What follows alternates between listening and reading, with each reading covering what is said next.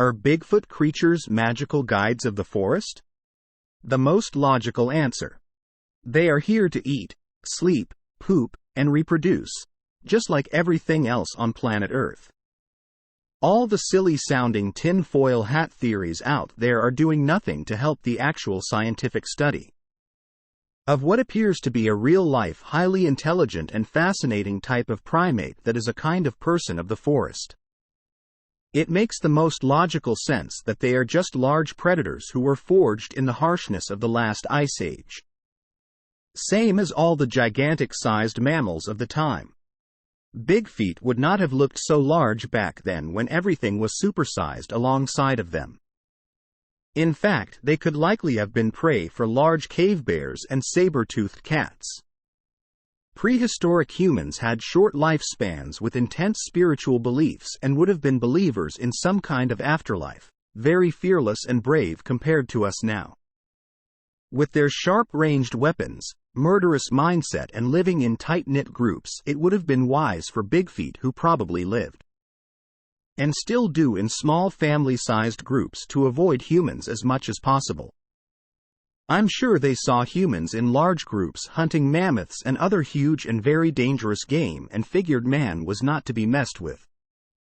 So they most likely avoided humans at all costs, with few exceptions. Our short human lifespans, strong beliefs in an afterlife and fearlessness still persisted up until the 1900s, and at that point our weapons had become much more dangerous. So it makes sense that we would have rarely ran into these smart and cautious beasts because they knew better. Now, with modern humans being mostly godless, long-lived, weaker mentally, and much more fearful of everything, Bigfeet are, it seems, slowly learning that we are not the super predators of the olden days, and they have the courage to eat our garbage, livestock, pets, and even us on occasion. Combine our recent weak dispositions, population explosion, expansion into previously wild areas, and the large amount of garbage and food we leave around us. It makes perfect sense that encounters are becoming more and more common.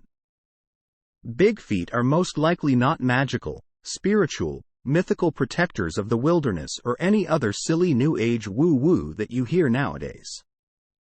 Let's break down some of the arguments put forth. Bigfoot sightings often take place alongside UFO sightings. So they must be aliens. If aliens are actually real and are abducting cattle and humans like we are supposedly experiencing these days, it makes perfect sense that they would have an interest in doing the same to Bigfoot creatures too. So then it also makes sense why so many people claim to see them at the same time as UFOs. Not because they are aliens like some say. My logic points mostly to the theory that they are simply smart, hairy, smelly, and dangerous beasts that aliens take an interest in and nothing more. I don't see an alien race who can traverse the cosmos or jump through dimensions being large hairy mammals who smell like a barnyard and run across roads in front of traffic. Sounds kind of silly to me. But hey, that's just my opinion. So why don't we almost never catch them on trail cams? Because like all the other animals that we actually do get on trail cams, they can clearly see the IR light emitting from those devices. How many trail cam pics do you see with the animals looking right at the camera when the pic is taken? Yeah, lots of them. Combine that with a Bigfoot intelligence and Bigfeet probably wisely surmise that, like most everything that humans hold in their hands and place in the woods, they are probably weapons or traps of some kind. It makes sense to avoid weapons and traps if you are smart enough to know to. Did you know that it's almost impossible to get chimps on trail cams in Africa too? They avoid them at all costs. Now think about how much smarter and more nocturnal Bigfeet are. Again, it's simply logical when you think about it for more than a few seconds. So how come they disappear right before people's eyes so often during encounters? Because they want to. How does a super sniper crawl up to 100 feet away from a platoon of soldiers without them knowing? With the camouflage, knowledge, and training of how to do so. Now imagine a creature who comes from 1,000 generations of cautious, intelligent, and camouflaged masters of the wild environment it lives in. I think many people loudly stumbling through the woods just can't accept that they were outsmarted by an intelligent being who is master of that environment. Show me the remains. Okay, I want you to go out into your local wilderness, take a hike down a hiking path and grab up all the bear skulls you see lying around. No. Okay then. Go off trail and scoop up all those bear bones for me. No luck? Wow, but there are bears in your woods, even the DNR says so. How come you're not finding any bear remains? Well, sorry, I'm not able to produce the remains of a creature that is far more rare. Far more intelligent and probably wouldn't leave their dead friends and family lying in the dirt to rot in the open. This argument is one of the dumbest ever. Only people who know nothing about the forest make this argument. If they are just animals, then why have not we captured them and put them in zoos? Because quite simply, we haven't had the ability to do so until modern times. We couldn't capture gorillas properly enough to put them in zoos until the 1930s. Let alone a great ape almost as smart as humans with the strength of 10 men who is able to traverse a steep mountainside as fast as a deer. Yeah, good luck catching one alive. But let's say now that we are advanced enough to do so in modern times. Why don't you see them in zoos now? That answer is that same as the answer to the next common argument below. If they are just animals and not mythical, magical, spiritual, alien, trans-dimensional forest people, then why doesn't the government admit to them existing? The answer to this question should be the most obvious of all. It takes a tiny amount of logic to figure this one out. Financial. Imagine if it was finally admitted to by governments that these dangerous, giant, super predators existed in almost all forests of the USA and Canada. And many other first world countries. For starters, every Greenpeace, tree-hugging hippie would riot and throw a hissy fit at every site of lumber companies, mining operations, new housing developments, oil rigs, fracking sites, etc. Think about the economical impact it would have to any economy dealing with such things.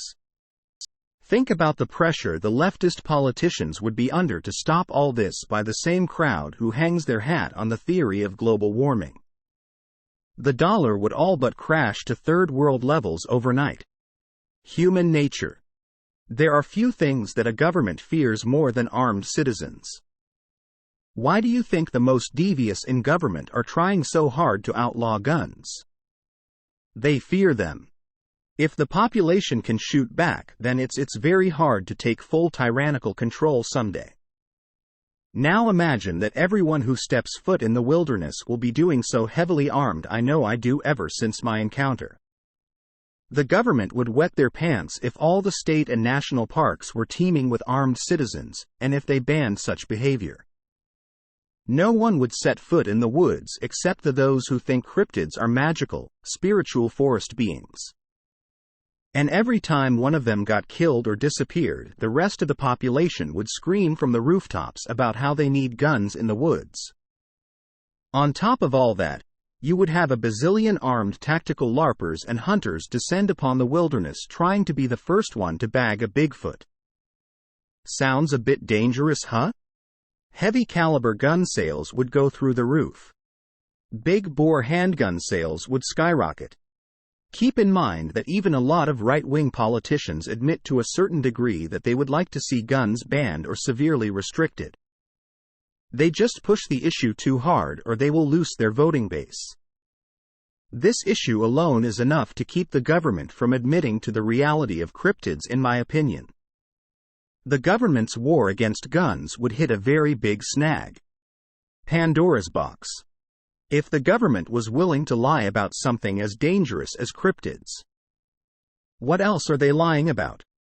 Yeah, most of you reading this know that the government lies about most everything, but The 75% out there who still trust in most of what the government and MSM says would start to think twice about trusting them so much going forward. The power of government would erode faster and faster. I had a very close and very unpleasant encounter in December 2014.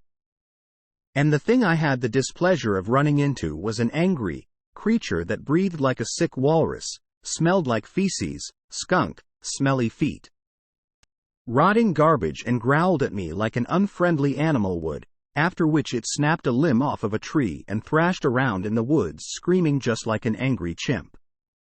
Not a mythical, magical, spirit guide of the forest who came to enlighten my life, even though it did in many ways. I'm pretty sure that Bigfeet are animals. Chances are that they are very smart mammals just like we are. It's pretty obvious to me. And I accept it. I'm sorry to break it to those out there that think the forests are full of big, hairy, interdimensional, alien, magical spirit guides of the woods. But most of the evidence points to the likely scenario that it's a theory that is actually as silly as it sounds. Feel free to try and tear down my points and theories. I want to be wrong. I really want there to be mythical hairy spirit people who are gentle giants and friendly friends of the forest. I think that would be awesome. Post from user Merrick Burza at Reddit.